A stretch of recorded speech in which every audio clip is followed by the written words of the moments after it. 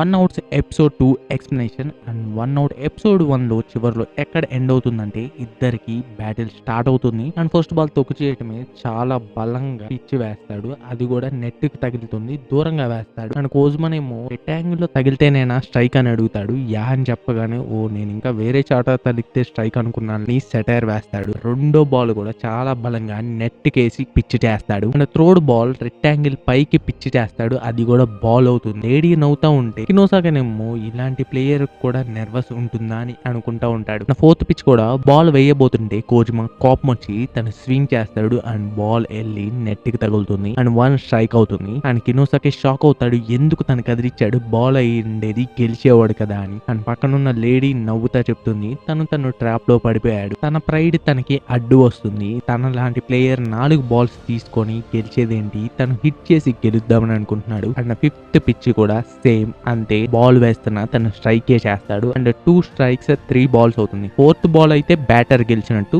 Third strike అయితే picture గెలిచినట్టు. And ఆ లేడీ చెప్తా ఉంటుంది సిక్స్త్ పిచ్ ఇప్పుడు తన డిఫికల్ట్ పిచ్ వేస్తాడు చూడు అనగానే డిఫికల్ట్ పిచ్ ఏమై ఉంటుంది, ఇంతకు ముందు వేసింది అండ్ కోజ్మాసానికి వేసింది మొత్తం ఫాస్ట్ బాల్స్. ఫాస్ట్ బాల్ కోజ్మాసానికి కష్టమేం కాదు, బ్రేకింగ్ బాల్ వేస్తాడా అనగానే నేను డిఫికల్ట్ పిచ్ అంటే నువ్వు బ్రేకింగ్ బాల్ అంటావేంటి, అంతకంటే అమేజింగ్ పిచ్ అనగానే అమేజింగ్ పిచ్ అని చూస్తా ఉంటే పిచ్ వేస్తాడు అండ్ బాల్ చాలా స్లోగా వచ్చి తను చూస్తానే ఉంటాడు. బ్యాట్ స్వింగ్ చైన్ కూడా స్వింగ్ చేయడు కోజ్మా అండ్ అంతే వెళ్ళి స్ట్రైక్ లోకి తగులుతుంది. 3 స్ట్రైక్స్, తను ఓడిపోతాడు అండ్ షాక్ లోనే ఉంటాడు. అది చూస్తే అది స్లో బాల్. కినోసాకి కూడా స్లో బాల్ అనగానే ఆ స్లో బాలే డిసైడింగ్ పిచ్, స్లో బాల్ వేయకూడదని ఎక్కడ రూల్ లేదే అని లేడీ చెప్తుంది. తను ఎందుకు కొట్టలేకపోయాడో తెలుసా, తన ఆరోగెన్స్, తన ఈగో. తను ఫస్ట్ 5 పిచ్చెస్ చూసింది తను చాలా బలంగా వేశాడు తొక్కిచి అండ్ బాల్ అది ఎక్స్పెక్ట్ చేయలేదు అండ్ అన్ఎక్స్పెక్టెడ్ కాబట్టి తను కదలలేకపోయాడు. అండ్ అందరూ ఎగురుతూ ఉంటే కోజ్మా వెళ్ళి ఇది స్లో బాల్, ఇది కౌంట్ కాదు అనగానే తొక్కిచి ఒకే మాట అంటాడు, ఇప్పటిదాకా నువ్వు మమ్మల్ని అన్నావు కదా బేస్ బాల్ ని మేము తక్కువగా చూస్తున్నామని, ఇక్కడ బేస్ బాల్ ని తక్కువగా చూస్తుంది ఎవరో తెలుసా,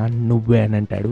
కోజ్మా షాక్ లో ఉంటాడు, స్లో బాల్ వేయకూడదని ఎక్కడా రూల్ లేదు. ఇంకా తన రూమ్ లో నుంచి వెళ్ళిపోతాడు. ఒక వారం దాకా ఎవరికి కనపడ్డు. కినోసాకి ఆ లేడీతో మాట్లాడుతూ ఉంటాడు ఒక బార్ లో కూర్చొని. ఆ తొక్కిచి అసలు తను వేసే పిచ్ ని ఎవరు కొట్టలేరా అనగానే లేడీ కూడా చెప్తుంది 130 km/h అండ్ ఎటువంటి బ్రేకింగ్ బాల్స్ తనకి లేవు, అయినా కానీ తను ఇంతవరకు ఓడిపోలేదంటే ఇంప్రెసివ్ కదా. నేను చాలా సార్లు తను పిచ్చింగ్ వేయడం చూశాను, నాకే ఒక్కోసారి చీదర వేస్తుంది, అంతలా తను మైండ్స్ రీడ్ చేస్తాడు. ఒకవేళ నార్మల్ గా ఉన్నా గానీ తన మైండ్ ని కదిలిచ్చేటట్టు ఏదో ఒక సిచ్యువేషన్ క్రియేట్ చేస్తాడు. అండ్ ఆ లేడీ ఇంకోటి కూడా చెప్తుంది, పిక్చర్ కి ఫాస్ట్ బాల్స్ వచ్చి స్పీడ్ ఉండి కొన్ని బ్రేకింగ్ బాల్స్ తెలిస్తే పిక్చర్ స్కిల్ఫుల్, బట్ పిక్చర్ కావాల్సింది టఫ్ స్పిరిట్. తొకుచికి అది ఉంది అండ్ తన ఇన్స్టింక్ట్ గ్యాంబ్లింగ్ నుంచి వచ్చింది. తను పిక్చరే కాదు గ్రేట్ గ్యాంబ్లర్ కూడా. అండ్ కోజ్మా ఎక్కడ ఉన్నాడో కినోసాకి తెలుస్తుంది అండ్ ఎక్కడ ఉన్నాడో చూస్తే తను ఒక మౌంటైన్స్ లో కట్టెలు కొడతా ఉంటాడు. ఏంటి ఇక్కడ ఉన్నావు అనగానే తను నా మైండ్ ని నా లోపలికి వచ్చి రీచ్ చేసినట్టే నాకు అనిపించింది. నేను ఏం థాట్ చేయకూడదు అనుకుంటున్నాను,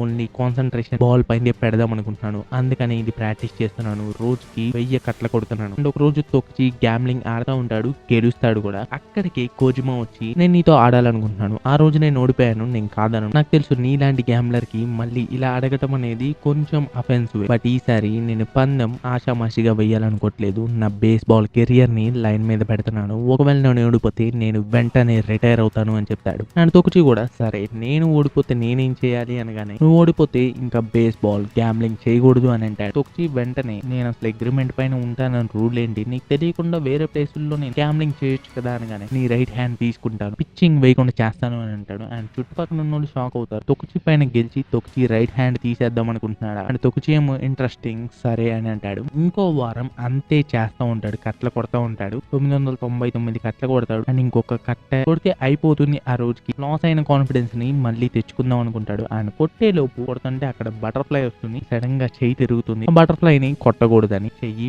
వాస్తుంది అండ్ ఇంకా ఆ రోజు రానే వస్తుంది. తొకుచి ఏమో నేను కొన్ని పిక్చర్స్ ప్రాక్టీస్ చేసుకోవాలి అని అంటాడు. సరే నువ్వు చేసుకో అని కినోసాకిని బ్యాట్ తుడమంటాడు. అండ్ బ్యాట్ తుడుస్తూ ఉంటుంటే అక్కడ నకనే అడుగుతాడు తన రైట్ హ్యాండ్ కి బానే ఉందా, తను అసలు ఆడగలడా, ఆపొచ్చు కదా అని అడుగుతాడు. కినోసాకేనేమో నేను ఆపుదాం అనుకున్నాను కానీ తను ఏం చెప్పాడు అనగానే ఫ్లాష్ బ్యాక్ లోకి వెళ్తాడు. తన దగ్గరకు వెళ్ళినప్పుడు కట్ల కొట్టేటప్పుడు చెప్తాడు తనతో నేను ఆడాలనుకుంటున్నాను, ఇప్పటిదాకా నా 21 ఏళ్ల ప్రొఫెషనల్ కెరియర్ లో ఇంతలా నేను గెలవాలని ఎప్పుడు అనుకోలేదు. అండ్ బాల్ వెళ్ళి అక్కడ కింద పడుతుంది నీళ్ళ పక్కనే. ఆ బాల్ ఇమ్మంటాడు అండ్ కోజ్మాలేమో లెఫ్ట్ హ్యాండ్ లో ఉన్న బ్యాట్ కింద పెట్టి అదే లెఫ్ట్ హ్యాండ్ తో బాల్ విసిరేస్తాడు. రైట్ హ్యాండ్ తో అసలు టచ్ చేయనీడు. నాకానే అని చెప్తా ఉంటాడు. తన రైట్ హ్యాండ్ బానే ఉంటుందా, తను ఇన్సైడ్ ఏమొచ్చినా తను హిట్ చేయలేడు అనగానే కిన్నోసాకినేమో కానీ తను అవుట్ సైడ్ వస్తే ఖచ్చితంగా హిట్ చేయగలడు. ఏదో ఒక బాల్ అవుట్ సైడ్ పిచ్ వస్తుంది కదా అని అంటాడు. అండ్ తోకచి ఫస్ట్ పిచ్ వేస్తాడు.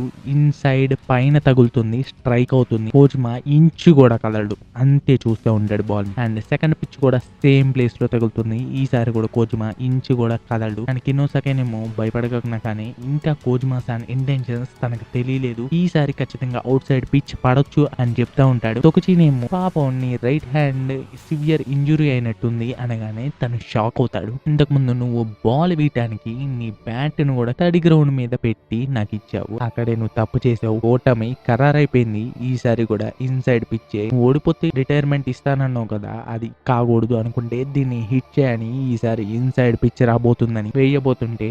And that's it friends, second episode ending. And third episode లో ఎవరు గెలుస్తారో తెలిసిద్ది. అండ్ గెలిచిన తర్వాత మెయిన్ స్టోరీ స్టార్ట్ అవుతుంది.